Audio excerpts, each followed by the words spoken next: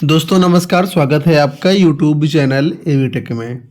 आज है 20 दिसंबर 2023 और जान लेते हैं आज की महत्वपूर्ण खबरें जो आज के प्रमुख समाचार पत्रों पे छाई हुई हैं। सबसे पहले देखो यहाँ पर अपडेट है 12,460 भर्ती को लेकर के।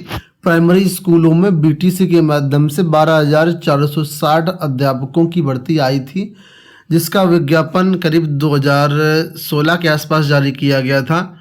तो उसके बारे में यहाँ पर देखो अपडेट है कि अवशेष 6,470 पदों के लिए 30 को मिलेगा नियुक्ति पत्र। परिषदीय प्राथमिक स्कूलों में 12,460 सहायक अध्यापक भर्ती में कोर्ट के आदेश पर अवशेष 6,470 पद पर नियुक्ति पत्र 30 दिसंबर को दिया जाएगा। बेसिक शिक्षा परिषद के सचिव प्रताप सिंह बघेल ने मंगलवार को आदेश जारी कर दिया है। आदेश के मुताबिक 31 अक्टूबर के कोर्ट के आदेश के अनुपालन में अंतिम चयन सूची तैयार कर जनपद के एनआईसी के पोर्टल पर 27 दिसंबर को अपलोड होगा। अभिलेखों का परीक्षण 29 दिसंबर को होगा। काउंसलिंग के बाद जो भी एलिजिबल अभ्यर्थी होंगे उनको 30 दिसंबर को नियुक्ति पत्र दे दिया जाएगा। तो यहाँ पर हाईकोर्ट की लखनऊ बेंच ने 12,460 सहायक अध्यापकों के चयन को रद्द करने के 1 नवंबर 2018 के एकलपीठ के निर्णय को खारिज कर दिया था। इसी के साथ न्यायालय ने उक्त भर्ती के क्रम में बचे हुए पदों को जो है कॉमन मेरिट लिस्ट जारी करते हुए मात्र 3 महीने भरने का आदेश राज्य सरकार को दिया था। तो फिलहाल उसी आदेश के तहत ये भर्ती प्रक्रिया आगे पूरी करवाई जा रही है। आपको बता दें ये भर्ती का विज्ञापन 21 दिसंबर 2016 को जारी किया गया था। तो काफ़ी दिनों से भर्ती पेंडिंग थी। फिलहाल अब जो करीब 6,500 सीटें हैं उनको भरने का रास्ता साफ हो गया है। तो आपके सामने अपडेट भी आ गई है। चलिए हम लोग बढ़ते हैं दूसरी अपडेट की तरफ। यहाँ पर देखो जो दूसरी अपडेट है वो डीएलएड एग्जाम्स को लेकर के है। डीएलएड सम सेमेस्टर परीक्षा 1 जनवरी से। यूपी में डीएलएड के द्वितीय और चतुर्थ सेमेस्टर की परीक्षा 1 जनवरी से शुरू होगी। परीक्षा नियामक प्राधिकारी ने मंगलवार को परीक्षा का कार्यक्रम जारी कर दिया है। द्वितीय सेमेस्टर की परीक्षा 1 जनवरी से और चतुर्थ सेमेस्टर की परीक्षा 4 जनवरी से शुरू होगी।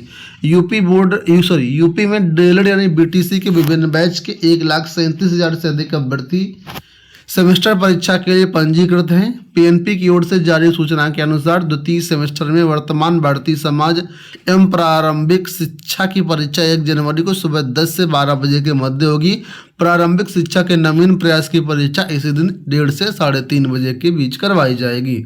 डिटेल्ड जो कार्यक्रम है हमारे टेलीग्राम चैनल पर अवेलेबल है, आप चाहें तो देख सकते हैं वहाँ से। यहाँ देखो अपडेट है लोक सेवा आयोग से कि यूपी को मिले 601 आयुर्वेद चिकित्सा अधिकारी। लोक सेवा आयोग ने आयुष विभाग में सीधी भर्ती का चयन परिणाम जारी कर दिया है।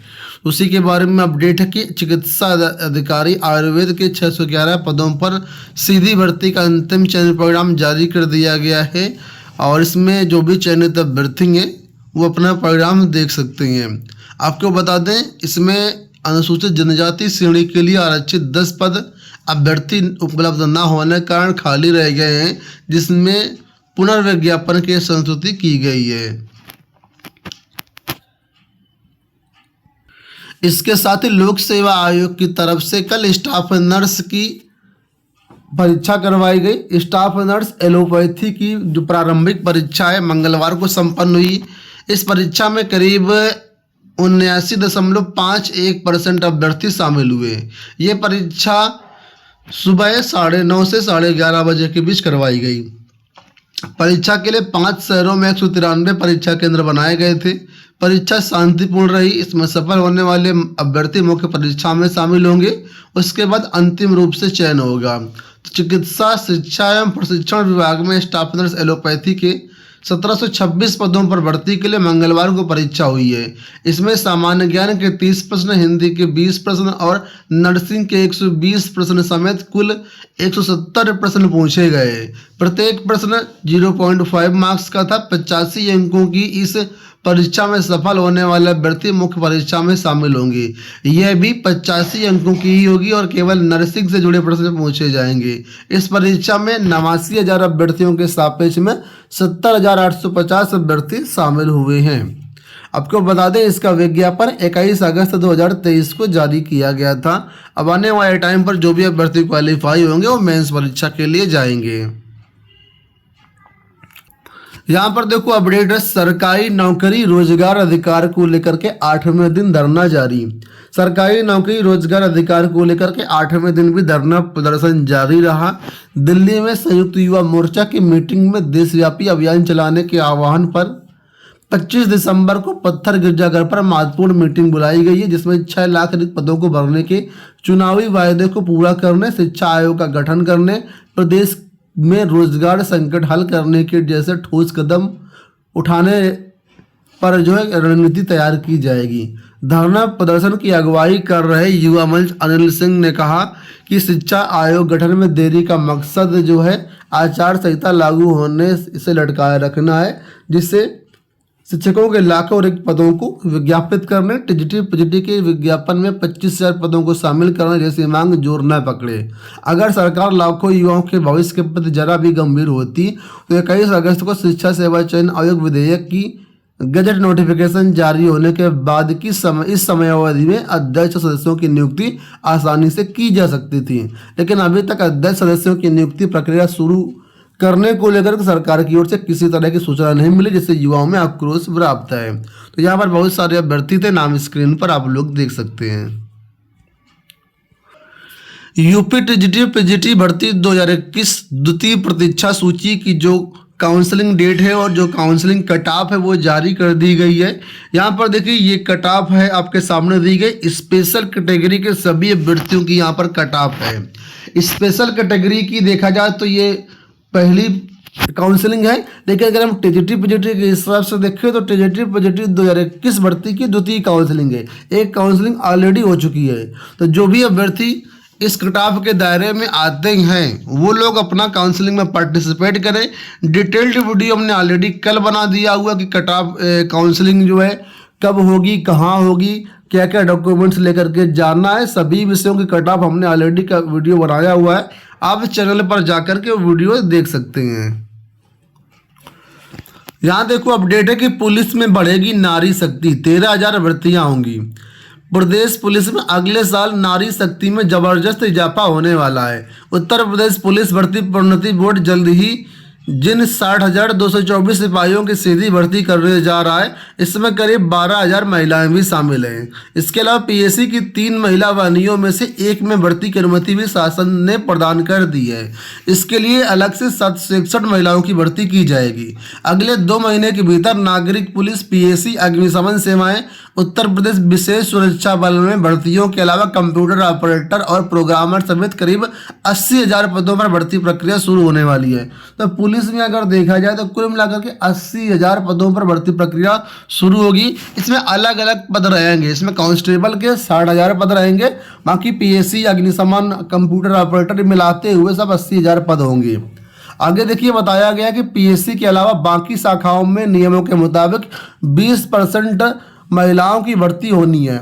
उल्लेखनीय है कि वर्ष 2017 में पुलिस में महिला कर्मियों की संख्या करीब 10,000 थी, जो बीते 7 वर्षों में बढ़कर के 40,000 हो चुकी है। जल्द होने वाली भर्तियों के बाद यह संख्या 50,000 से अधिक हो जाएगी। तो पुलिस में महिलाओं के लिए 13,000 भर्तियां हैं, बाकी कुल 80,000 भर्तियां आपको देखने को मिलेंगी। लोक सेवा आयोग से बड़ी अपडेट आपके लिए है कि मेंस से लेकर के इंटरव्यू तक नहीं रह गया विषय का महत्व। देखो बताया गया कि उत्तर प्रदेश लोक सेवा आयोग ने इंटरव्यू प्रक्रिया में बदलाव की नींव 10 साल पहले रख दी थी, जब पीसीएस मुख्य परीक्षा से वैकल्पिक विषय हटाए जाने का निर्णय लिया गया था। 10 माह पहले, 10 साल नहीं, 10 माह पहले, मतलब पिछले साल कह रख दी गई थी। आगे देखिए बताया कि इस बदलाव के बाद अब पीसीएस मुख्य परीक्षा से लेकर के इंटरव्यू तक विषय का महत्व नहीं रह गया है। आयोग ने वर्ष 2019 में पीसीएस मुख्य परीक्षा से 5 विषय हटाए थे, जिनमें रक्षा दिन, समाजकार, अरबी, फारसी और कृषि अभियांत्रिकी था। इसके बाद फरवरी 2023 में पीसीएस मुख्य परीक्षा से वैकल्पिक विषय हटाए जाने की नोटिस जारी की गई थी और वैकल्पिक विषय हटा दिए गए। पीसीएस 2023 में आप लोग जानते हैं वैकल्पिक विषय की परीक्षा नहीं करवाई गई। अब इंटरव्यू में भी वैकल्पिक विषय कोई विशेष मतलब नहीं रह जाएगा।